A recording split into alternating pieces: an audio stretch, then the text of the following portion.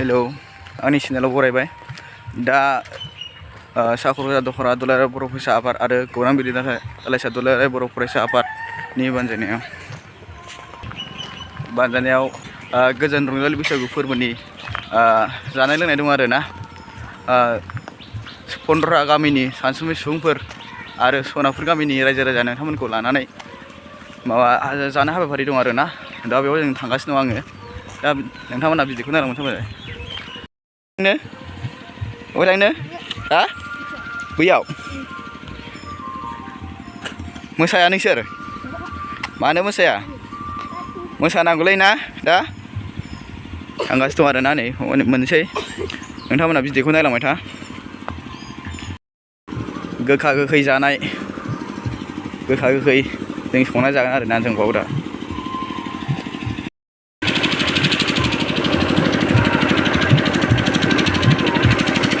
बैयाव खाम दामग्राफोर दङ आरो ना नै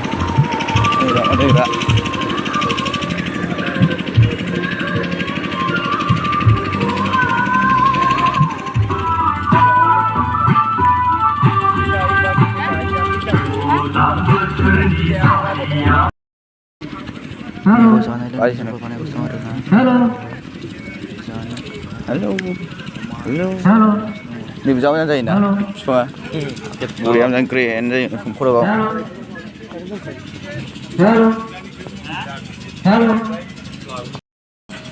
जाग्रा लोंग्रा जोब गोखै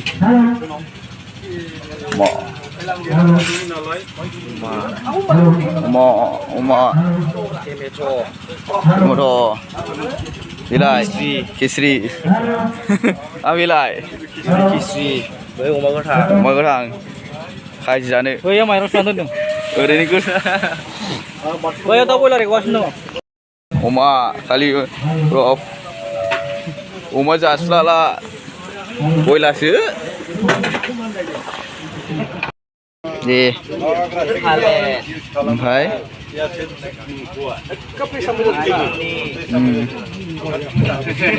नोंथ' आखाइ सुवाखैमोन मानो नांगौ नों मालाय सुखानायखौ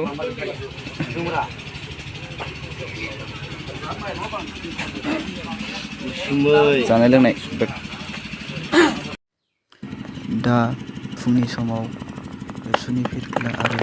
गोजोन आरो खौसेनि थाखाय गाबनि फिरफिलाखौ बिरहोबाय आरोना साबायखर थाबाय बे गोथार फिरफिला उरायनाय हाबाफारिखौ मावफुंनायनि थाखाय जोङो थाखाय खावलायनाय जाबाय लोगोसे दखरा आफादनिफ्राय गांसे आर'नाइजों बरायलांनो थाखाय खावलायनाय जाबाय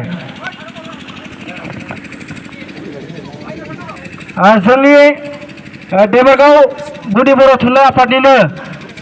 आफादगिरि सार मनरन्जन बसुमतारी सारखौबो गावनि गोथार सिनायथिखौ लानो थाखाय खावलायनाय जाबाय लोगोसे दखरा आफादनिफ्राय गांसे आर'नाइजों बरायलांनानै सिनायथि होनाय लोगो लोगो सिगां फारसे आवगायो गामिनि गावबुरा आदैखौबो गावनि गोथार सिनायथिखौ सिगां फारसे आवगायनानै सिनायथि लाखिनो थाखाय खावलायनाय जाबाय दखरा आफादनिफ्राय दैमुगुरि गामिनि गावबुरा आदैखौबो गावनि गोथार सिनायथिखौ लानो थाखाय खावलायनाय जाबाय लोगोसे दखरा आफादनिफ्राय गांसे आर'नाइजों बरायलांनायनि थाखाय खावलायनाय जाबाय चन्द्रपुर गामिनि गावबुरा आदैखौबो गावनि गोथार सिनायथिखौ होनो थाखाय खावलायनाय जाबाय निर्जय बिथां आरो आफादगिरि बिथांजों लोगोसे गासै मावथि बिबानगिरि नोंथांमोन जोंनो बिबानगिरिखौ खावलायदों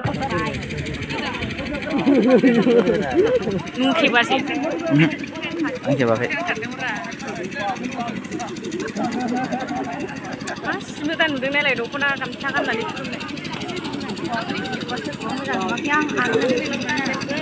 बेसोरखौ मा होनो बेफोरखौ अननाय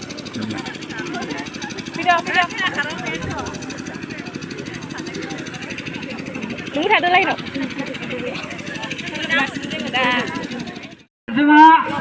बै औवा सायाव जिरायनाय साफ्रोमबो जोंनि बैसागु मोसानो फैनाय मोसागावरि बिथांमोनखौबो फैदो बाहागो लाफैनो खावलायदों रावबो मोसानो फैनायाथ' जिरायनो नाङा जानोसो जोंहा गुलु गुलु मोननानै दं जोङो दखरा आफादनिफ्राय खावलायनाय बयखौबो जेरावखि थाया मानो नैबे लांदां जायगायाव फैनानै जे जोंनि दखरा आफाद आरो गौरां आफाद जयै रंजालि बैसागु फालिनाय बेखौ गाजा गोमजायै बयबो ओरैनो जिरायनानै थायालासिनो मोसाफैनो थाखाय बयखौ खावलायदों गाराङाबो खनबाय थानायजों एसे मा होनो हागोमोर जानाय बायदि जानानै दङ बोरैबा खारलिन खुरलिन खारोबा जेन' अननानै रावबो दुखु मोना गोदान बोसोरसो बेनिखायनो एसे दिलिं जालायनो हागौ गारांफ्रा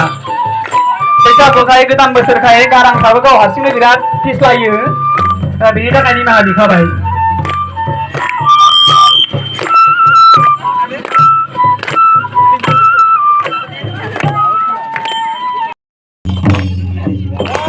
रंजा रंजा रंजा मोसा मोसा मोसा बैसागु बैसागु बैसागु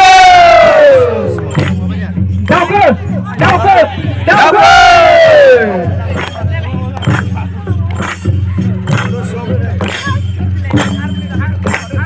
दावखौवा गाबफैलायबाय औवा बिजौआबो सिफुं सुबाय दावखौवा रंजा रंजा रंजा गोदान बोसोरनि बैसागु बोथोरनि नों लिंहरनायखाय फैदोंमोन आं नों लिंहरनायखाय फैदोंमोन आं बिखुनजो जाहां बिहाव जाहां आइ आफामोनखौ बोसोर गोदाननि गुगुरु खुलुमलांनो आगै गुगुरु खुलुमलांनो आगै मोसानायाव बाहागो लाफैयो बिनि थाखाय डक्टरनि जाना खावलायहरबाय मोसानो नागिरदों फैदो बयबो मोसानोसै एसे जाबादा जा आङो कारिगाव थारुं सेर हिसाबै खननाय नङा आङो सासे बैसागु जाग्रा हिसाबैसो खनलांगोन जाहाथे आङो आंनि बेसिडिसखौ आं बरनाम खालामा मानो जायाबो जानो हागौ नालाय माल मोनदों आं मेथाइखौ देग्लाय दानाखै सानसेयाव खननै रायजाग्रा जाबाय ओमफ्राय मेथाइनि फारसे थांला रायजोजों खनसे रायजायो न'आव बिसिजों खनसे रायजायो ओमफ्राय बेनि थाखाय आं मेथाइबो दानाखै जेबो खालामाखै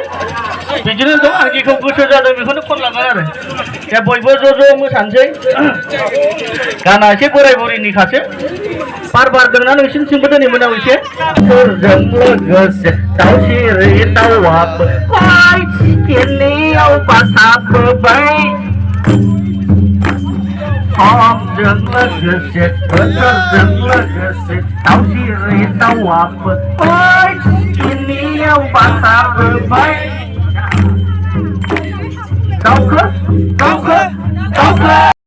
सिउ गाबफैलायबाय हनै गाबफैलायबाय गाराङानो जालालै जाथ'बाय दां ना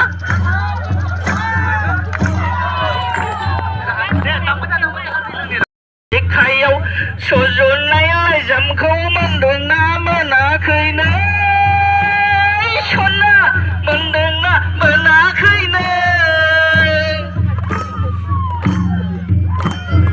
अखोरांसानि गोथां गाब खालिजों खासि बिबारनि गुफुर लेखायाव सुजुनाय लाइजामखौ मोनदोंना मोनाखैनो सना मोनदोंना मोनाखैनो बैसागु बोथोरनि दबरसे बैसागु बोथोरनि दान्दिसे बोथोरनि दबरसे नोंखौनो गोसोखांदों नोंखौनो खबर लादों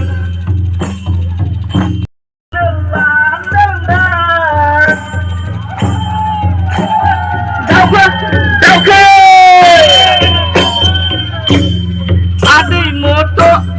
खानाय रुंबां बिखाव फांदा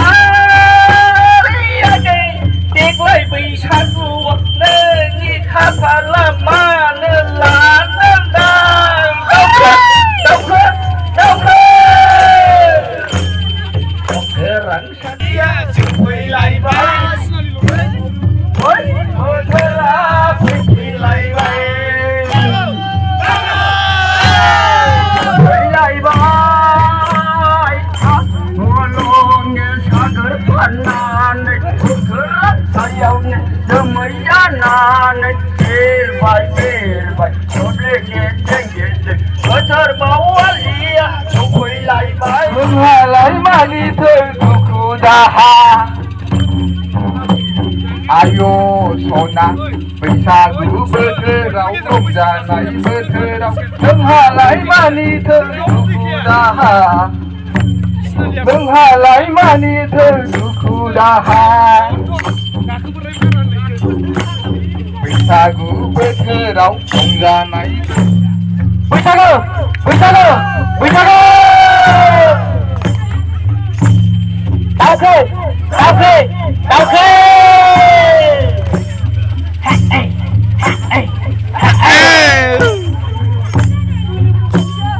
गेजेरखौ होग्रोदों अमा एवदों अमा ओइ खिस्रि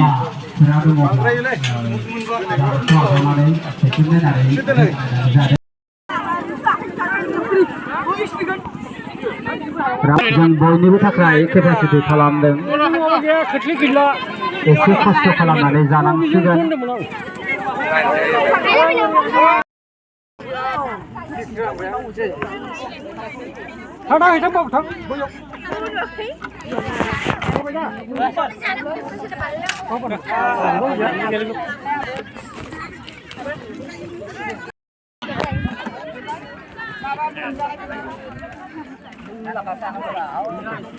Ayo senat.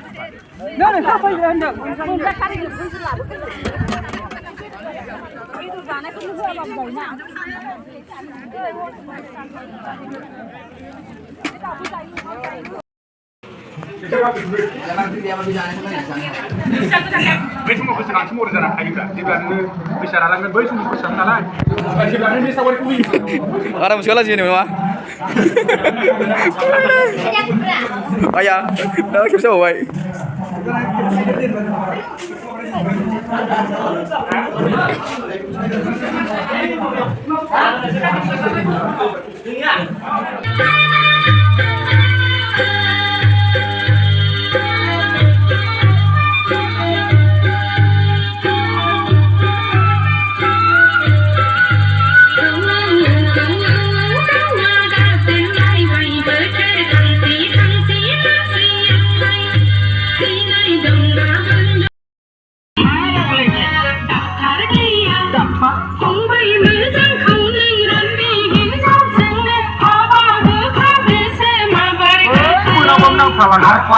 Hãy subscribe cho kênh Ghiền Mì Gõ